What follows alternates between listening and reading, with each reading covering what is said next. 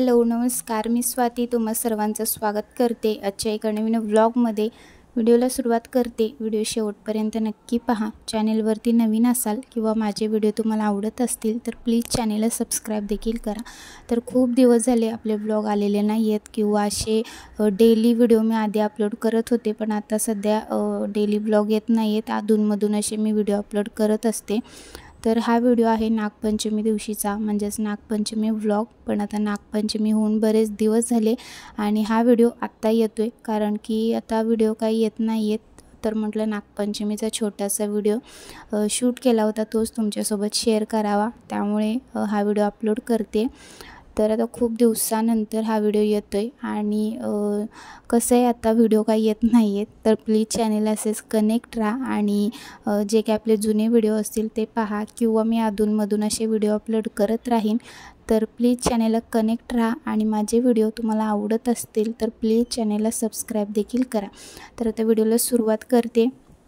आज होते नागपंचमी आणि नागपंचमी स्पेशल मी बनवत होते पुरणपोळी। तर चणा डाळ पहिले तरी स्वच्छ धुवून घेतली 2-3 वेळा आणि कुकरला शिजायला घातली, कारण की कुकरला पटकन शिजते, टाईमही वाचेल। आणि आता तरी 12:30 म्हणजे 11:30-12 वाजले होते। एक तरी स्वयंपाकसुद्धा मी उशिराने करायला घेतलेला आणि पुरणपोळीचा स्वयंपाक म्हटलं की थोडा नाही तर जास्तीचाच वेळ लागतो, अर्धा दिवस तरी जातो। आणि ते मी काही जास्त बनवायला नव्हतं घेतलं, अगदी पाव किलो चणा डाळ घेतली होती आणि चणा डाळ लवकर नाही शिजत, कुकरला लावली पटकन शिजली, तर तेवढाच माझा टाईमही वाचेल। माझं थोडंसं बाहेर काम होतं, तिकडे जाऊन आले आणि त्यानंतर मग मी स्वयंपाक करायला घेतला, त्यामुळे मला इतका वेळ झाला। 11:30-12 वाजता स्वयंपाक करायला घेतला, 2:30पर्यंत माझा स्वयंपाक झाला। आणि इतका असा वेळ, आणि सणवार असला की त्या दिवशीचं रुटीन हे वेगळंच असतं किंवा दिवसभर घरात काम आणि कामच असतं। पण चला ठीक आहे, सणवार असला की मला तरी खूप छान वाटतं किंवा घरचं वातावरणसुद्धा खूप छान राहतं।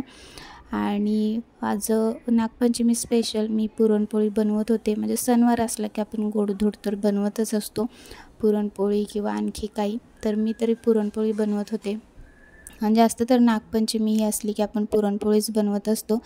तर पहिले तरी डाळ शिजत घातली, त्यानंतर कणिक भिजवली मी आणि त्यानंतर बाकीची तयारी करायला घेतली, म्हणजेच की कटाची आमटी हे बनवायची तयारी केली मी।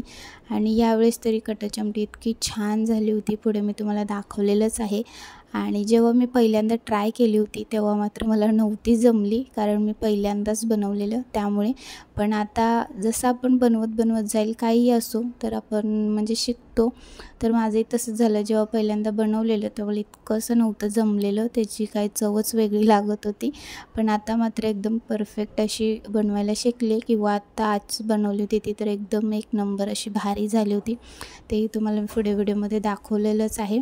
तर कणिक भिजवली आणि बाकीची तयारी करायला घेतली, म्हणजे कसं कणिक छान भिजली की आपल्या पोळ्यासुद्धा छान होतील। आणि कणिक आणि पुरण जे आहे तर ते एकदम चांगलं झालं पाहिजे, तेव्हाच पुरणपोळी आपली चांगली होते। तर मला तरी पिठाची पुरणपोळी अगदी परफेक्ट जमते, पण तेलाची पुरणपोळी अजूनही मला नाही जमत आणि मी कधी ट्राय पण नाही केली, आणि शिकल्याशिवाय तर काही येणार नाही आहे। पण शेवटच्या 1-2 असतील तर असं मी ट्राय करत असते, जेणेकरून मलाही यावं। पण मी यावेळी नाही ट्राय केलं, म्हणजे असंच पटपट असं आवरून घेतलं, कारण एकतरी उशिराने स्वयंपाक करायला घेतलेला, 2:30पर्यंत स्वयंपाक झाला आणि गरमही त्यात खूप होत होतं, कारण की इकडे पाऊस पडो, थंडी असो, उन्हाळा असो, नेहमी गरमच होत राहतं, त्यामुळे गरमीमुळे काहीच सुचत नाही। आणि जेवण हे सगळं बनवून घेतलं, त्यानंतर किचनवरती एवढा असा पसारा पडलेला, ते मी तुम्हाला दाखवलेलंच आहे। ते सगळं आवरेपर्यंत बराच वेळ गेला मला, त्यामुळे जास्त टाईम न घेता पटपट असं आवरायचं बघितलं मी आणि सगळं आवरून घेतलं पटपट। तर आणि आत्ता काय व्हिडिओ आपले येतच नाही आहेत, म्हणजे आता आधी कसे मी डेली व्लॉग अपलोड करत होते काही ना काहीतरी, पण आत्ता सध्या काय व्लॉग येत नाही आहे। तर आत्ताच माझा बड्डेसुद्धा झाला, त्या दिवशी पण मी छोटासा व्लॉग घ्यायचा असं ठरवलेलं, म्हणजे छोटासा व्हिडिओ शूट करायचा आणि तोच तुमच्यासोबत शेअर करायचा। छान असं सेलिब्रेशनसुद्धा आम्ही केलं होतं, पण मला काय त्या दिवशी व्लॉग घेता आला नाही। म्हटलं चला नागपंचमी दिवशीचा व्लॉग शूट केला होता, तोच तुमच्यासोबत शेअर करू। तर आता इथे कटाची आमटी बनवायला घेतली आणि भात आणि पुरण बनवून घेतलं, म्हणजेच डाळ आणि गूळ जे आहे आणि ते सगळं छान मिक्स करून त्याला चांगलं आटवून घेतलं आणि बाहेर फॅन खाली थंड व्हायला ठेवलं आहे. तोपर्यंत इथे मी कटाची आमटी बनवायला घेतली.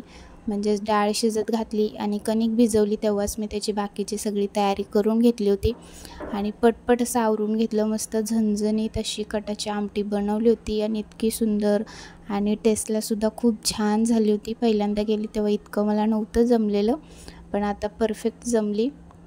आणि स्वयंपाक म्हणजे काही असो, आपण शिकतच शिकतो. एकदम तरी काय नाही होत कोणाला, पण आपण शिकतच शिकतो. तर मस्त अशी कटाची आमटी बनवून घेतली आणि त्यानंतर मग शेवटला पोळी बनवून घेतली मी. आणि असं स्वयंपाक या हुरूपर्यंत 2:30 वाजले. माझा निम्मा दिवस तरी गेलाच गेला. आणि आता भांडी पण सगळी भरून ठेवली आहेत ना मी, त्याच्यामुळे आता हा टोप जो आहे तर तो छोटा पडत होता आमटी बनवायला. कारण की आता भांडी जी होती ना तर ती सगळी मी भरून ठेवली होती, कारण की एवढी भांडी अशी त्या माळणीत झाली होती गेल्यावेळी. आता श्रावण महिन्याच्या वेळेस मग मी सगळं घर स्वच्छ करायला काढलेलं, किचन हे सगळं स्वच्छ करून घेतलं. तेव्हाच भांडी जेवढी लागतील तेवढी ठेवली होती आणि बाकीची भांडी सगळी भरून ठेवली होती. आणि आता तरी काय त्यामुळे छोटासा तो टोप आहे तो छोटा पडत होता, त्याच्यातच कटाची आमटी बनवून घेतली मी.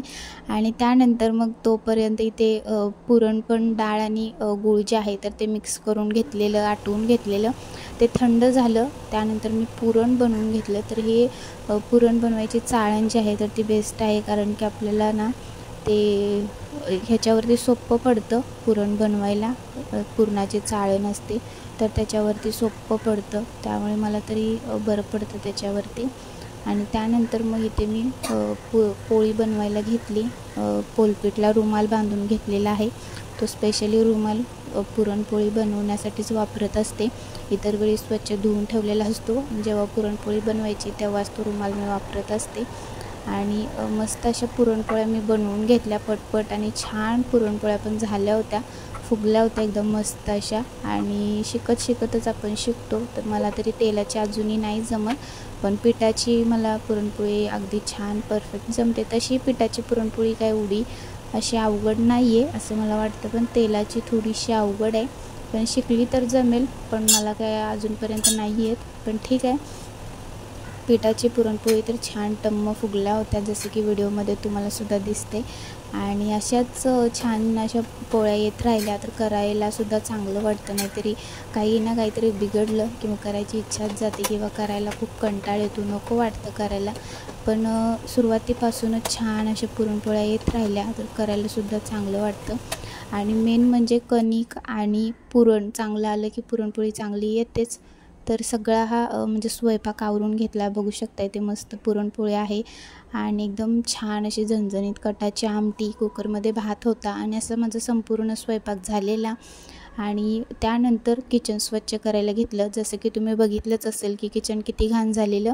तर स्वयंपाक हे सगळं आवरून घेतला. त्यानंतर किचन स्वच्छ करायला घेतलं. किचन इतकं घाण झालं होतं किंवा स्वयंपाक हे झाल्यानंतर अजिबात ताकद नव्हती की ते किचन सगळं स्वच्छ करत बसावं, पण शेवटी करायचं तर मलाच आहे. आणि इतकं किचन असं घाण किंवा सगळीकडे पसारा असं सगळं ठेवून बसायलाही चांगलं वाटत नाही. त्यामुळे कितीही त्रास झाला किंवा काहीही झालं की मला तरी किचन नेहमी स्वच्छ ठेवायला आवडतं. किचनच असं नाही, पूर्ण घरच स्वच्छ ठेवायला आवडतं. आणि त्यामुळे मग मी स्वयंपाक झाला की त्यानंतर ना मला ते किचन आवरायला नको वाटत होतं, कारण की सगळा स्वयंपाक कंटिन्यू असं उभा राहूनच, कारण की शेगडी असं खाली घेता येत नाही गॅस लाईन असल्यामुळे.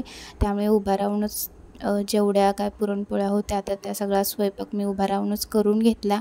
आणि मग त्यानंतर ना इतकं दमल्यासारखं झालं होतं की आवरायलाही नको वाटत होतं. पण शेवटी घाण सगळं असं किचन पूर्ण असं पसारा असं ठेवून बसायलाही चांगलं नाही वाटत. शेवटी सगळं आवरून निवांत आपण कितीही वेळ बसू शकतो, पण असं पसारा ठेवून बसायला मला तरी नाही आवडत.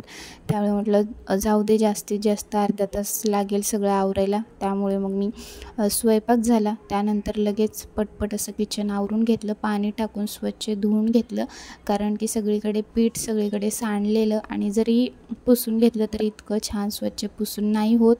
त्यामुळे मग पाणी टाकून कसं स्वच्छ धुवून घेतलं की सगळीकडून असं कोपरा छान स्वच्छ होतो.